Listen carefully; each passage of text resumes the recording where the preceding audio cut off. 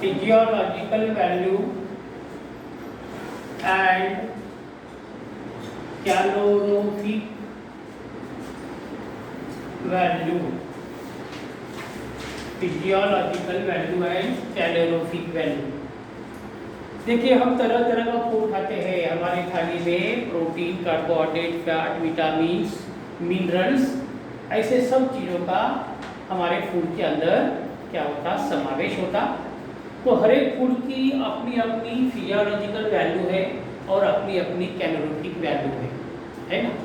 तो physiological value कितनी होती है और कैलोरीफिक वैल्यू कितनी होती है, पहले तो हम ये जान लेते कि what is physiological value. Write down number 1, physiological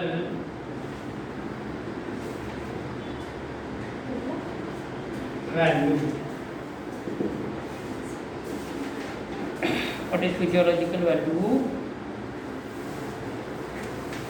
the actual energy, the actual energy produced by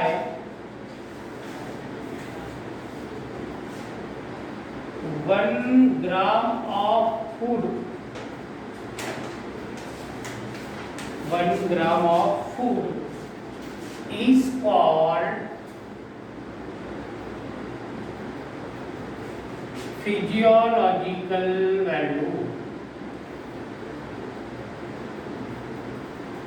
What is physiological value? The actual energy produced by 1 gram of food. अगर 1 ग्राम हम फूड खाते हैं, 1 ग्राम, तो 1 ग्राम फूड में से कितनी एनर्जी हमको मिलती है, और उस वैल्यू को कहते हैं physiological value. The actual energy produce by 1 gram of food is known as physiological value. For example, हमारे पास फूड मटेरियल है। फॉर एग्जाम्पल,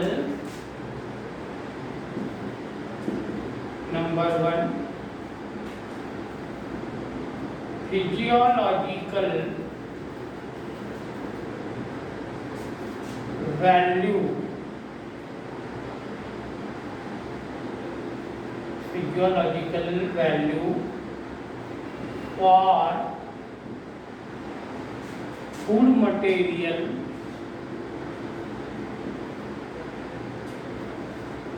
are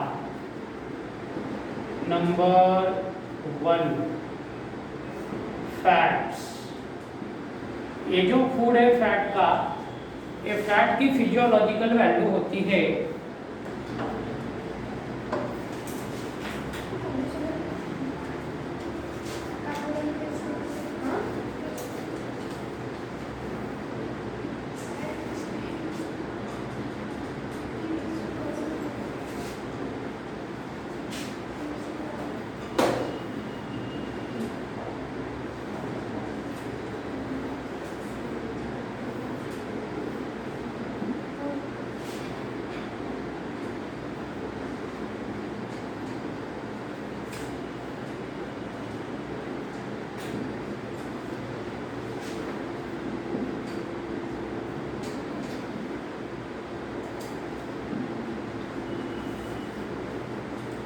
ये देखिए, फिजियोलॉजिकल वैल्यू किसको कहते हैं? The actual energy produce by 1 gram of food. 1 gram food के माध्यम से कितनी एक्चुअल एनर्जी का निर्माण होता, उसको कहते हैं physiological value. For example, fat नाम का फूड है ना, दही, घी, शेंगदाना, खोबरा, है ना, काजू, बादाम, ये सब फैटी फूड है ना। तो 1 ग्राम अगर हम फैट रिच फूड खाते हैं तो 1 ग्राम में 9.0 किलो कैलोरी पर ग्राम इतनी एनर्जी होती है ना। प्रोटीन नाम का फूड में 4.0 किलो कैलोरी पर ग्राम इतनी एनर्जी होती है। कार्बोहाइड्रेट में 4.0 किलो कैलोरी पर, मतलब प्रोटीन और कार्बोहाइड्रेट दोनों एक तरीके हैं 4। फैट का फिजियोलॉजिकल वैल्यू ज़्यादा है, कितना है? 9.0 किलो कैलोरी पर ग्राम। इसको कहते हैं फिजियोलॉजिकल वैल्यू। अब दूसरी वैल्यू है हमारे पास calorific value.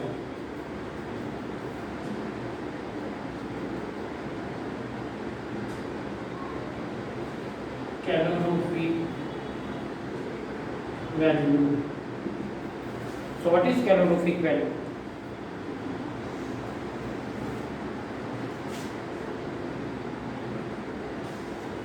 The amount of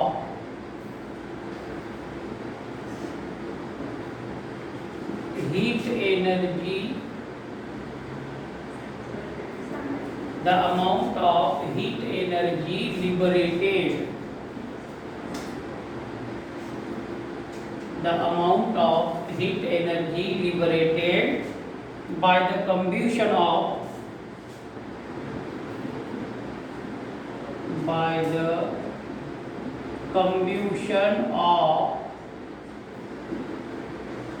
one gram of food,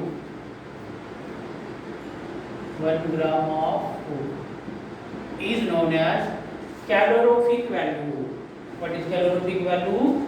The amount of heat energy liberated by the combustion of 1 gram of food. 1 gram food को हम पूरा कंब्यूस किया, कंब्यूस मतलब जलाया, मतलब मेहनत किया हमने, है ना। तो 1 ग्राम फूड जब हमारा कंब्यूस्ड होता, मतलब उसको हम यूज करते, उसको जलाते, तो कितनी एनर्जी बाहर निकलती, उसको कहते calorific value. The amount of heat energy liberated, liberate मतलब बाहर निकलना, by the combustion of 1 gram of food. Physiological value की definition, the actual energy produce by 1 gram of food. ये खाने के बाद इतनी एनर्जी प्रोड्यूस होती, ये जलाने के बाद, कैलोरी का मतलब जला था। The amount of heat energy liberated by the combustion of 1 gram of food is called as calorific value. तो इनका calorific value कितना होगा? नेक्स्ट नंबर, the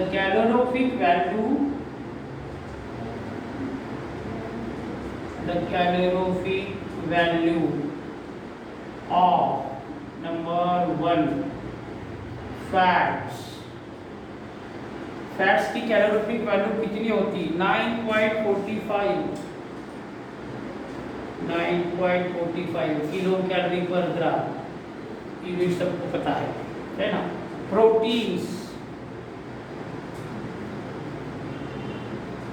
प्रोटीन की कैलोरीफिक वैल्यू होती है 5.65।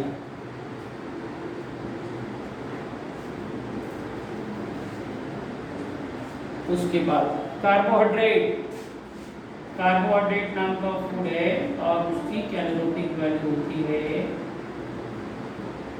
4.1, है ना। ये हो गए physiological value and calorific value of various material. ये हमारे डेली के लाइफ के मटेरियल है, हर एक की थाली में ये फूड होता है। अमीर रहो, है ना, हमारे जैसा आदमी आम आदमी रहो या गरीब आदमी रहो, सबके थाली में ये 3 फूड आइटम होते ही है। और यही हमारे रियल फूड है। ये ऊपर वाला तो हमारा फूड है ही नहीं, हमको उसकी जरूरत नहीं, फैट, है ना। ये हम बिल्कुल नहीं खाना चाहिए, बहुत कम खाना चाहिए, क्योंकि हमारा फिजिकल वर्क नहीं है, एक्सर्शन नहीं है। फिर हम खाएंगे खाएंगे खाएंगे फैट। पहले उसकी फिजियोलॉजिकल वैल्यू 1 ग्राम में 9 किलो कैलोरी है। अगर हम रोज के 200 ग्राम 500 ग्राम 1 किलो खाते रहे तो कितना फैट हमारी बॉडी में हो जाएगा। फिर फैट होने के बाद फिर दवाखाना, हार्ट अटैक, ब्लड प्रेशर, ऐसी बीमारियों का सामना करना पड़ता, मोटापा, है ना। इसलिए इसको बहुत कम खाते हैं हम, ये दोनों को ज़्यादा खाते हैं, सबसे ज़्यादा प्रोटीन को खाते हैं, ठीक है। तो ये हो गया physiological value and caloric value, ठीक। अब इसके बाद का क्वेश्चन है nutritional disorders.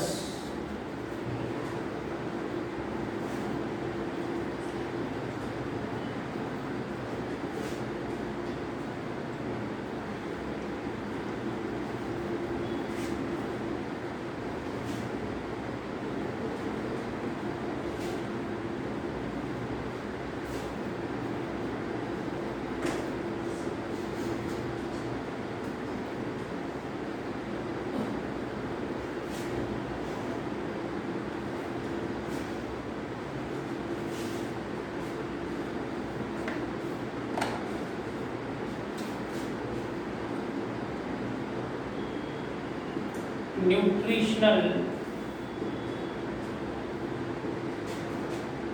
Disorders.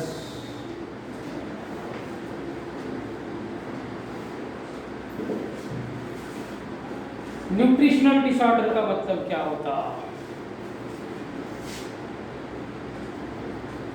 If the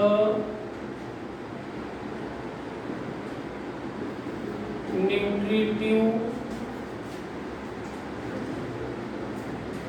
food material is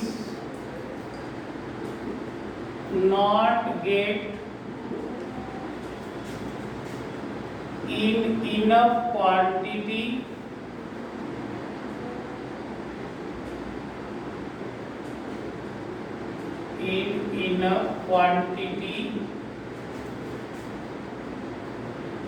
to a growing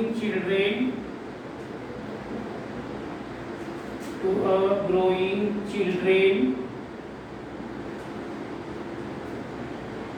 then certain diseases arises in the body of a developing baby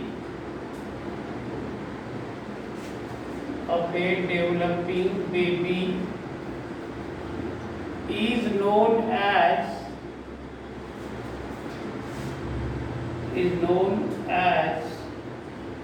nutritional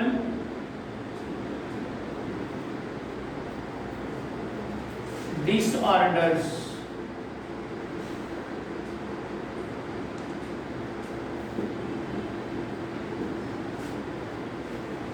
देखो, न्यूट्रिशनल डिसऑर्डर किसको कहते हैं?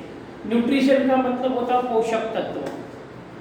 हमारे बढ़ती उम्र वाले जो चिल्ड्रेन होते हैं, जो बच्चे होते हैं, 7 साल से आगे का लाइफ हमारा ग्रोइंग स्टेज में आता। 7 साल तक हम हमारे माँ के मिल्क पे, है ना, या थोड़ा बहुत ऊपर का फूड के सहारे हम हमारी ग्रोथ बना लेते। मगर खास करके 7 ईयर के बाद हमारी रियल ग्रोथ, हमारी रियल डेवलपमेंट शुरू होती है। और उस समय वो जो डेवलपिंग चिल्ड्रेन होते हैं, वो जो डेवलपिंग ग्रोइंग बेबीज होते हैं, उनको पूरा न्यूट्रिटिव फूड मिलना ज़रूरी होता है, क्योंकि उनका ग्रोइंग एज है, ज़्यादा मेटाबॉलिकल रेट रहता, ज़्यादा एनर्जी खर्चा होती, वो इधर उधर कूदिए मारते, इधर उधर खेलते, बहुत सारी एनर्जी खर्चा होती और ऑर्गन का डेवलपमेंट बनते रहता। इसलिए they require greater amount of nutritious food, इसलिए उनको बहुत न्यूट्रिशियस फूड की ज़रूरत होती है। यदि ऐसी ग्रोइंग स्टेज में उनको पर्याप्त मात्रा का न्यूट्रिटिव फूड नहीं मिला तो उनका परिणाम उनके पूरे शरीर के ऊपर दिखाई देता है ना, और फिर बहुत सारे बीमारी, बहुत सारे डिसीजेस उस बेबी के बॉडी के अंदर डेवलप हो जाते। इसको कहते हैं न्यूट्रिशनल डिसऑर्डर्स, है ना। इसीलिए हमारी भारत सरकार ने हमारे बेबी को, चिल्ड्रेन को बचाने के लिए बहुत अरबों खरबों रुपया खर्चा कर रहा है। आंगनवाड़ी, बालवाड़ी में मध्याह्न भोजन, मिड मील, है ना, खिचड़ी, दूध, बिस्किट, एग्स, बनाना, एप्पल, ये सब देना चाहिए। वो देता है गवर्नमेंट, इधर खा लेते हैं लीडर लोग, है ना। हेडमास्टर खा लेता आधा, है ना, स्कूल का, और एक आधा टीचर बोलने को लगा तो उसके नाम पे ब्लैक लिस्ट में नाम डाल के उसको नौकरी से निकाल देता, है ना। फिर हमारे नगर सेवक क्या करते हैं? नगर सेवक का काम है वो देखने का, वोटिंग के लिए तो हमारे घर के द्वार तक आता, है ना, खाता। आपको नमस्कार लक्ष्य सुनिया, है ना। तो आप लोगों का काम है, जब ऐसी हरकतें हमारे सोसाइटी में, हमारे मोहल्ले में हो रही है, तो आप उनके घर पे जाए और उसको बताए, काका जी उस दिन तो हाथ जोड़ रहे थे, अभी आपको दिख रहा नहीं कि हमारे बच्चों को 2 महीने से स्कूल में कुछ मिल रहा नहीं है, सही ढंग का दूध नहीं मिल रहा है, दूध में आधा पानी है ना, कोई प्रकार का फूड नहीं मिल रहा, क्यों नहीं मिल रहा, गवर्नमेंट नहीं देगी क्या, सब कुछ देती है, ये खा लेते हैं अंदर। इसलिए हमारा जो लीडर है, जो राजकारणी लोग हैं, वो अगर स्ट्रांग रहे तो हमारी आम जनता को उसका फायदा होगा। इसलिए भारत सरकार ने, government of India has started a programme to give promotion to the early developing baby for their growth, physical and mental growth are there. So let us study nutritional disorder. What is nutritional disorder? If the nutritive food material is not get enough quantity, अगर nutritive material का पर्याप्त quantity में supply नहीं हुआ, किसको? To a growing children, बढ़ती उम्र वाले बच्चों को, then certain diseases arises in the body, तो उसके बॉडी में बहुत सारे डिसीजेस का निर्माण हो जाता। और फिर डेवलपिंग बेबी, वो जो डेवलप होने वाला बेबी था, उसके बॉडी में डिसीज डेवलप हो जाता। This condition is called as nutritional disorders. ठीक है, second point, nutritional disorder, it is also called, nutritional disorder is also called malnutrition. Nutritional disorder को दूसरी भाषा में माल न्यूट्रिशन भी कहते हैं। माल न्यूट्रिशन मतलब कुपोषण, है ना, कुपोषित बालके, है ना, कुपोषण कहते हैं इसको। तो फिर अब हमें ये देखना है कि माल न्यूट्रिशन के कारण, न्यूट्रिशनल डिसऑर्डर के कारण कौन से डिसीजेज हमारे बेबी को हो गई, जो हमारे भारत के आने वाले, भविष्य के भारत के बिल्डर्स है आप लोग, है ना, यू आर द बिल्डर्स और pillars of the future India, है ना, फ्यूचर इंडिया के आप लोग पिलर हो, आपके ऊपर भारत का भविष्य बना है। इसलिए अगर आपकी हेल्थ अच्छी है, आपका फिजिकल ग्रोथ अच्छा है, आपका मेंटल ग्रोथ अच्छा है, तो automatically India will be good, है ना, अपने आप भारत अच्छा रहेगा। जब हमारी युवा पीढ़ी खत्म हो गई तो भारत कहाँ से अच्छा रहेगा, है ना। इसीलिए माल न्यूट्रिशन से बचाने के लिए सरकार के द्वारा बहुत एफर्ट्स किए जा रहे हैं, मगर वो हमारे आम जनता तक नहीं मिल रहे। इसलिए हमारे माँ बाप का एक फर्ज बनता है कि हम हमारे डेवलपिंग बेबी को, है ना, पर्याप्त मात्रा का न्यूट्रिशियस फूड खिलाएं। इसलिए माँ बाप भूखे रह जाते हैं, है ना, मगर अपने डेवलपिंग बेबी को, अपना बेटा बेटी को पेट भर जो मंगा वो खिलाते हैं, जो मंगा वो कपड़ा उसको लाके देते हैं, पूरी उसकी शर्तें मंजूर कर लेते हैं, भले कितना भी तकलीफ हो सही लेंगे, है ना, मगर अपने संतान की तकलीफ को देख नहीं सकते। दुनिया का कोई माँ बाप कितना भी गरीब रहा तो भी अपने संतान के लिए कुछ भी करेगा, है ना, और अपने संतान को बरोबर पालेगा, पोसेगा। मगर दुर्भाग्य की बात है, वही संतान बड़े होकर बूढ़े माँ बाप को अनाथ आश्रम में ले जाके छोड़ देते, वृद्धाश्रम में, है ना। ये हमारी भारत की शोकांतिका है। So nutritional disorder is called as malnutrition. फिर जब माल न्यूट्रिशन हुआ, जब न्यूट्रिशनल डिसऑर्डर हुआ, तो बेबी के बॉडी में कौन से डिसीजेस होते हैं। Next number, some common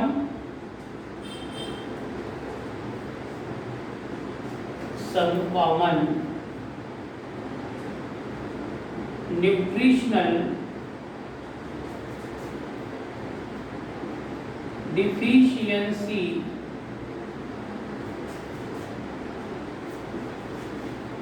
diseases are, some common nutritional deficiency diseases are के आगे डैश, नंबर 1 शावाउकार, KWASHIOUR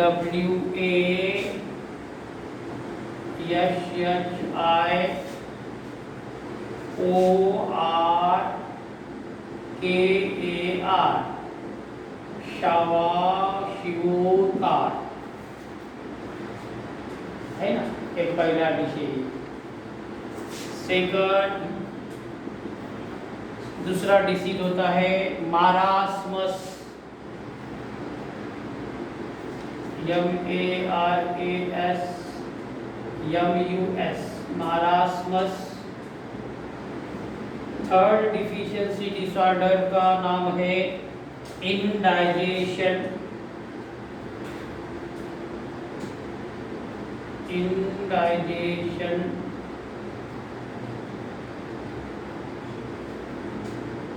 फोर्थ वाला डिसीज होता है कॉन्स्टिपेशन, कॉन्स्टिपेशन। फिफ्थ वाला डिसीज होता डायरिया,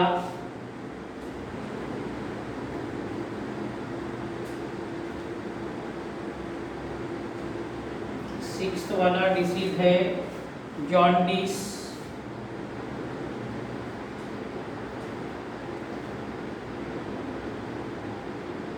सेवंथ वाला डिसीज है ओमिटिंग,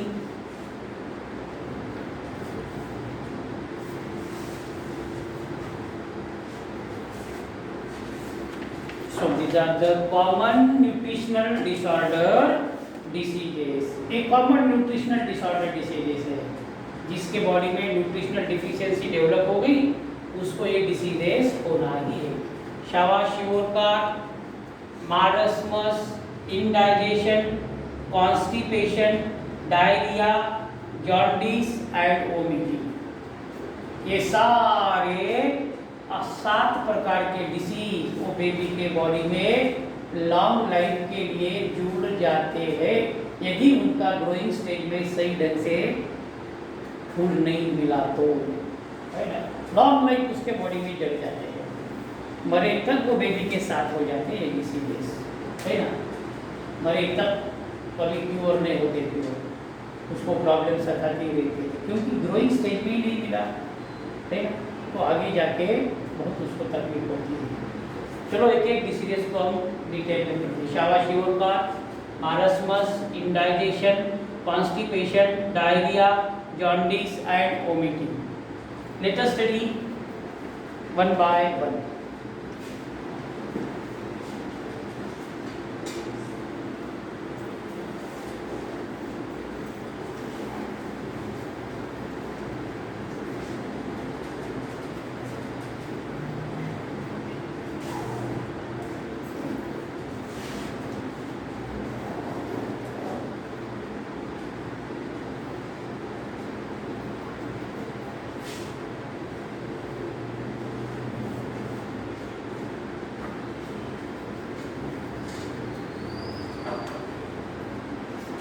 पहला न्यूट्रिशनल डिसऑर्डर है हमारे पास शावाशिवोकार, KWASHIORKAR,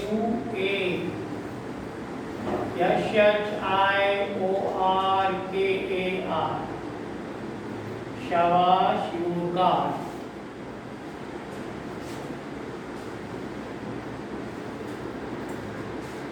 सो क्या है शावाशिवोकार? It is a protein deficiency, it is a protein deficiency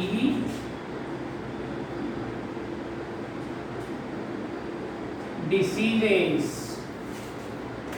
it is a protein deficiency diseases found in the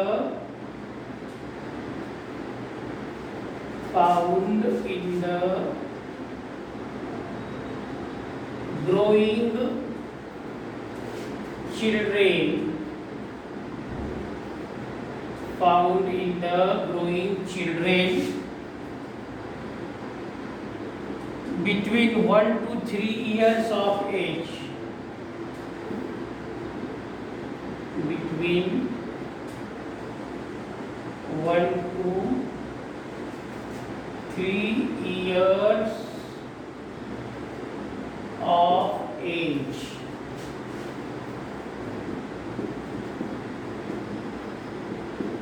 देखो कितना खतरनाक डिसीज है और कब डेवलप हो रहा है। शावाशियोर it is a protein deficiency diseases. Protein की मात्रा कम होने के कारण निर्माण होने वाला ये रोग है, ये बीमारी है, प्रोटीन डिफिशियंसी के कारण होता। फाउंड इन ग्रोइंग चिल्ड्रेन, बढ़ती उम्र वाले बच्चों में दिखता। और एज कितना है देखो, between 1 to 3 years of age. 1 से 3 साल उम्र वाले छोटे बेबी के बॉडी में अगर प्रोटीन डिफिशियंसी डेवलप हो गई तो उसको ये डिसीज होता है। अब 1 से 3 साल वाला जो बेबी है वो क्या खाएगा? तो क्या खाना, माँ का जो डाइट है, माँ का डाइट उसके ऊपर निर्भर बनाता है ना। सो हमारी वो जो माँ है जिसके हम दूध पीकर बड़े होते, वो माँ का डाइट वैसा होना। माँ ने अगर खा लिया तो ऑटोमेटिकली वो बेबी के पेट में चला जाएगा, है ना। इसलिए माँ का डाइट अगर स्ट्रांग नहीं है तो बेबी को वो प्रोटीन नहीं मिलेगा, है ना। माँ के दूध से उतना पर्याप्त मात्रा का प्रोटीन नहीं मिलेगा और वो बेबी को एक बीमारी हो जाएगी शावाशियोर का। इसलिए जो हमारी प्रेग्नेंट माँ है, लैक्टेटिंग माँ है ना, इनका जो फूड है इसके ऊपर भी गवर्नमेंट उनको भी फ्री ऑफ कास्ट में टैबलेट, गोली, सिरप, है ना, प्रोटीन, ये सब वहाँ से देता है। वो आंगनवाड़ी की बाई रहती ना, उसका काम है घर घर जाना और घर घर जाके घर में पूछना की माई तुमच्या घरात कोणी गरोदर बाई आहे का, कोणी दूधता माता आहे का, जिच्या कुशीमध्ये लहान बाळ दूध पिणारा आहे का। तो फिर उसका पूरा एड्रेस देती है वो और उसके पास का मटेरियल उसको देती है। मगर वो भाई हमारे घर का कुछ नहीं है, घर में ही सोते रहती, टीवी देखते रहती, वहीं से पूरा वो मस्टर्ड भर के गवर्नमेंट को दे देती। बोलती कि मैं हर रोज जा रही हूँ, सर्वे कर रही हूँ, मगर वो आती है क्यों नहीं आती? उसको पता है कि यहाँ का नगर सेवक पगला है, उसका ध्यान नहीं रहता, इसलिए वो नहीं आती है। नहीं तो उसका गवर्नमेंट ने उसको इसीलिए रखा है कि आप घर घर जाओ, डोर टू डोर जाओ, जाके इंक्वायरी करो, उनका रिकॉर्ड बनाओ और उनको एक सारी चीज़ें दो, मगर वो सो शावाशियोर is a protein deficiency disorder generally found in the growing children between the age of 1 to 3 years of age. ठीक है, उसके बाद सिम्टम्स। अब जिस बेबी को ये डिसीज हो गया शावाशियोर का, उसके क्या सिम्टम्स है, कौन से कैरेक्टर वो बेबी के बॉडी में दिखते हैं जिसको हम लक्षण कहते हैं, है ना। कौन से सिम्टम्स है? पहला सिम्टम्स है अंडरवेट बेबी।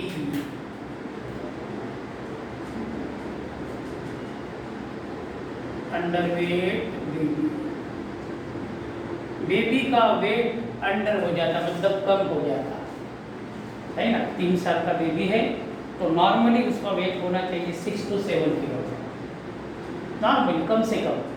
7 किलो से नीचे आ गया कि माल न्यूट्रिशन में हो गया, है ना। 15 किलो के ऊपर चला गया तो ओवर न्यूट्रिशन हो गया, ज़्यादा हो गया, है ना।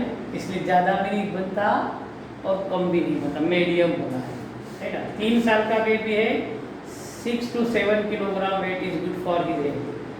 Below that deficiency disorder, above that over nutrition, ऊपर हो गया तो ओवर न्यूट्रिशन, ठीक है।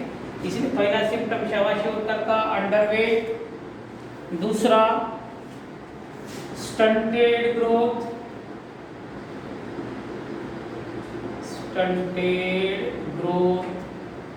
वो बेबी की ग्रोथ स्टंटेड हो जाती, स्टंटेड मतलब रुक जाती, हल्टी हो जाती। उसके साथ का 3 साल का बेबी यहाँ इधर उधर भागते रहता और ये 3 साल का बेबी उसको उठना नहीं होता, उठा तो भी धीरे धीरे चलता, स्टंटेड ग्रोथ होगी, है ना। तीसरा सिम्टम है poor brain development, poor brain development, brain की डेवलपमेंट बहुत पुअर होती है ना। 12 कड़ी सीखने में भी उसको 4 साल सिखाए तो भी नहीं समझ में आता, है ना। उसकी गलती नहीं है ना, वो न्यूट्रिशन डिफिशियंसी हो गया। और उसी के साथ बेबी जो है वो 12 कड़ी भी पढ़ लेता, इंग्लिश भी पढ़ लेता, है ना, टीवी भी देख लेता, रिमोट भी चला लेता, है ना, बाबा की मोबाइल पे खेल भी लेता, बाबा उसको मोबाइल देता भी। बाबा भी कितना पगला है, छोटा सा बेबी उसको मोबाइल दे रहा है ना। बाबा को नहीं समझता कि इसकी आंखें एकदम नाजुक है, छोटा सा हार्ट है, छोटा सा लंग है, छोटी सी किडनी है, ये खराब हो जाएगा, है ना। बाबा उसको देता है। बाबा को लगता मेरा बच्चा कितना होशियार है, त्याला सांगायचं हुशार नाही ते मरण न पोस्ट ते त्या काकाला सांगायचं, ठीक है। उसके बाद चौथा सिम्टम है इसका loss of appetite. Loss of appetite, loss of appetite मतलब वो बेबी का डाइजेस्टिव सिस्टम फेल हो जाता, जरा सा भी कुछ आड़ा टेढ़ा खाए कि उसको डायरिया हो जाता, मतलब पचन संस्था जो है उसकी पूरी वीक हो जाती, उसको कहते लॉस ऑफ एपेटाइट। उसके बाद एनीमिया। एनीमिया मतलब reduction in the number of RBC in the blood, हमारे ब्लड में आरबीसी का प्रमाण कम हो जाता है ना, उसको कहते हैं एनीमिया। उसके बाद प्रोट्रूडिंग बेली। प्रोट्रूडिंग बेली, प्रोट्रूडिंग बेली का मतलब होता वो बेबी का पेट एकदम सामने आया होता है, हाथ पैर छोटे छोटे होते पतले होते हैं, और जो बेली है जो स्टमक है इट इज प्रोट्रूडिंग, वो सामने आ जाता है। उसके बाद 7th वाला thin limbs and legs. Limbs मतलब हाथ, लेग मतलब पैर। हाथ पैर बहुत थिन होते हैं, पतले होते हैं, ठीक है। उसके बाद 7th वाला 8th वाला ओडिमा, ओवर लेग्स।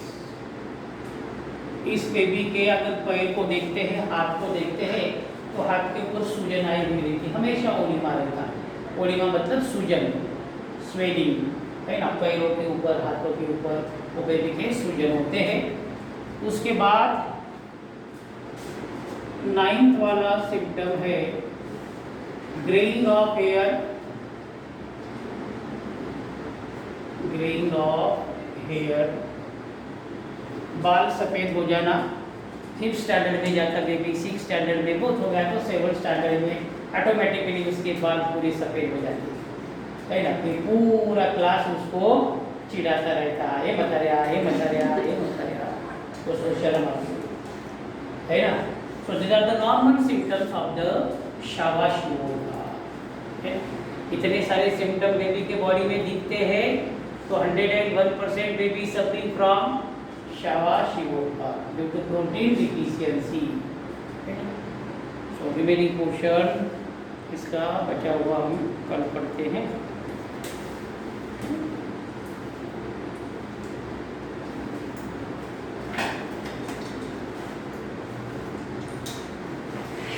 प्रियंका, आकांक्षा कहाँ गई? और ऐसे कैसे फ्रेंड लोग हो तुम, एक दूसरे को पता नहीं रखते हैं। फ्रेंड बोले तो पैसा रहना चाहिए। जैसा देखो सृष्टि और निधि, श्रुति का अपनी फ्रेंड को कोई नहीं, ऑफलाइन शुरू हो जाएगा तो सब आ जाएगा, है ना। सर तुमच्याला ॲनिमिया झाला होता म्हणजे त्याच्यामध्ये ते झालंच आहे का ते का? हां. योगा नाही ते कारण असू शकते आणि त्याच्यासोबत आणखी दुसरे कारण आहे ॲनिमियाला, वेगळे पण कारण आहे. आवाज दिसला